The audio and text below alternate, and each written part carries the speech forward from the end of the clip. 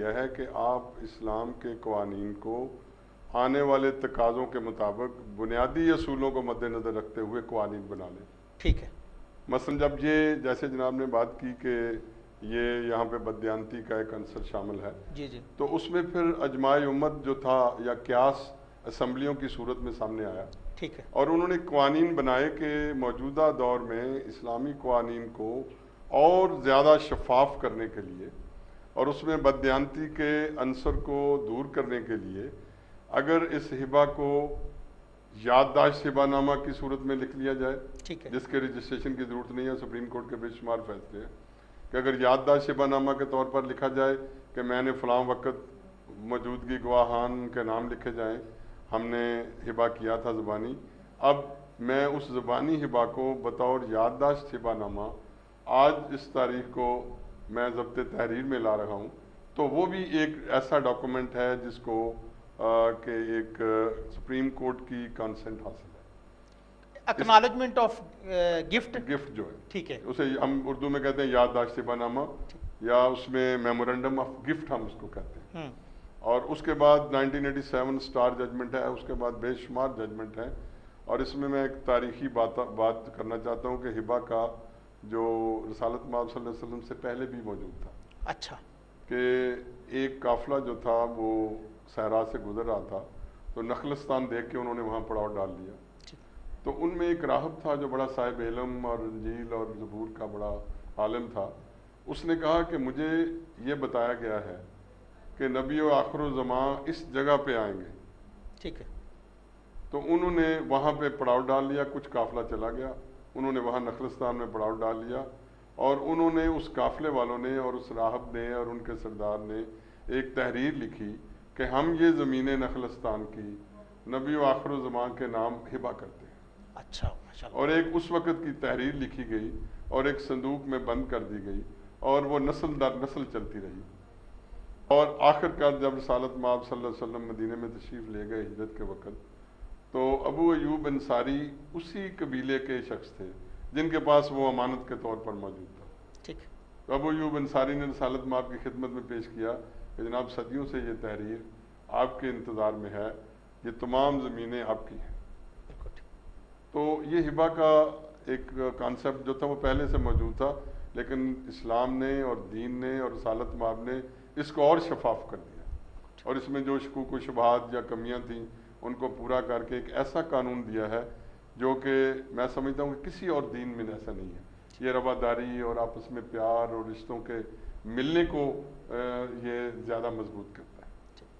तो अब उसको तहरीरी सूरत में लाया जाए। अब अगर अजमाए उम्मत यह है कि असम्बलियों ने या मुकन्नना ने या लेजिस्लेटर ने एक कानून वज़ा कर दिया, वो अगरचे एब्सोल्यूट नहीं है कि उसके अलावा हिबा नहीं हो सकता, लेकिन जो लोग इन शकूक व शुबहात से या आइंदा गैर ज़रूरी तौर पे लिटिगेशन से बचना चाहते हैं, तो कानून ने कहा है कि वो इसको रजिस्टर्ड भी करा सकते हैं। बिल्कुल ठीक।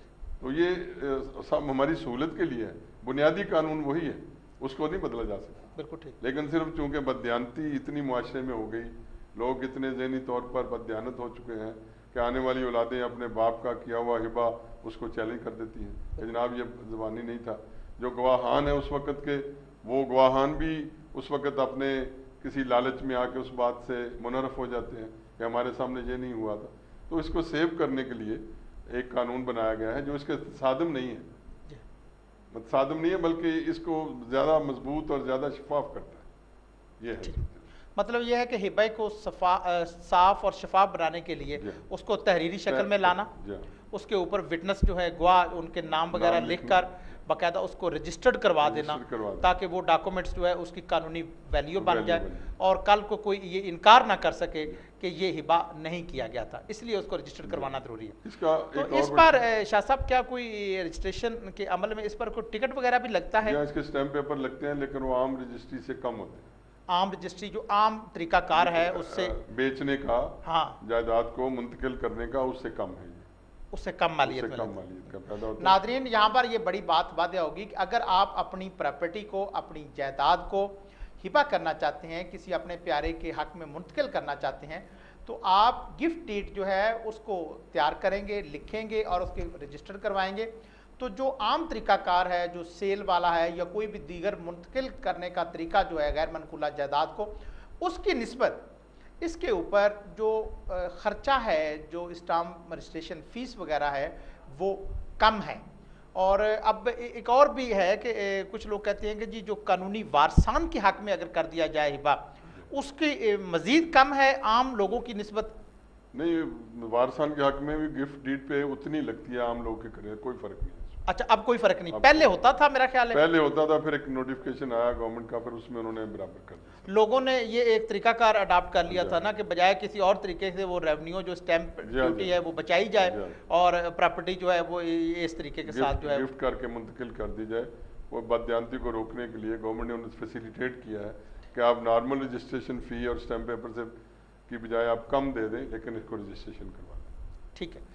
शाह साहब, हमारे नादरीन को ये बताइए कि ये हिबा जो है इसके साथ कोई कंडीशन भी लगाई जा सकती है? कंडीशनल हिबा जो है वो क्या है? इसमें कंडीशन ये लगाई जा सकती है कि जो हिबा करने वाला है वो ये कहे कि मैं इस जायदाद में रहाइश पजीर हूँ और मैं उनके साथ रहाइश पजीर हूँ, मेरे रहने को, मेरी रहाइश को, मेरी ज़िंदगी तक जो उसको मैंने हिबा किया है वो डिस्टर्ब नहीं करेगा, या और कोई शराइत वो लगानी चाहे, लेकिन उसकी मलकियत की शराइत जो है वो अपनी जगह पे कायम रहेगी कि वो जब हिबा कर दिया तो जिसको हिबा किया जाए वो मालिक बन जाएगा, और ये शराइत अगर वो तोड़ता है तो ये हिबा को मुतासर नहीं करता। ठीक, हिबे को मसलन ये देखें कि एक गैर मुंतकिला जायदाद का हिबा है, जैसे इस्लाम में मुशाकाती, जी जी, अगर वो प्रॉपर्टी डिविजिबल है फिर कब्जा देना ज़रूरी है, अगर डिविजिबल नहीं है तो कब्जा देना ज़रूरी नहीं है। अगर एक बाप अपने माइनर बच्चे को हिबा कर रहा है तो उसके लिए कब्जा देना ज़रूरी नहीं है। ठीक है।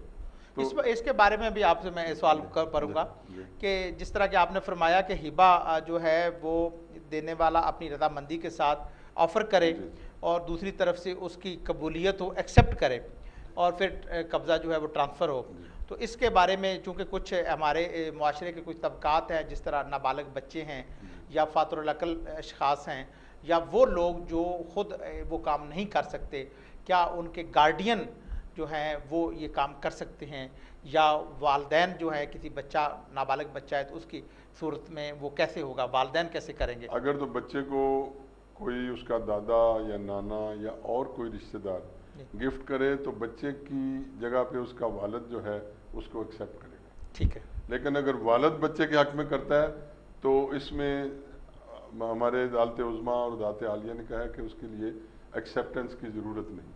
ठीक है। उसके लिए कब्जे की भी ज़रूरत नहीं है, क्योंकि बच्चा अभी अपने बाप के साथ उस प्रॉपर्टी में रहाइश पजीर है। इन बातों को अदालतों ने बेशुमार दफ़ा क्लैरिफाई कर दिया। ठीक है।